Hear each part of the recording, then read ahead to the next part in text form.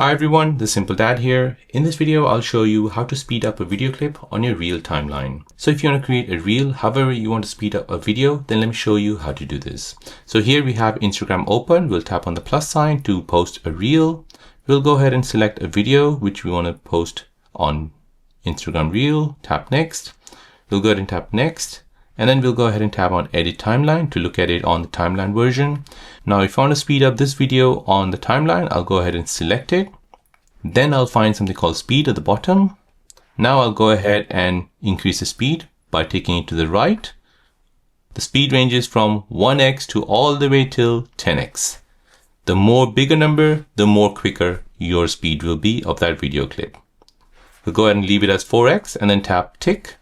And now that video clip has been sped up 4 times. So there you go guys, that is how to speed up a video clip on your Reel timeline on Instagram. If you're new on the channel and you want to find out more about your iPhone, your Android phone, or any other social media apps, then don't forget to subscribe to this channel to become a part of the Simple Dad community.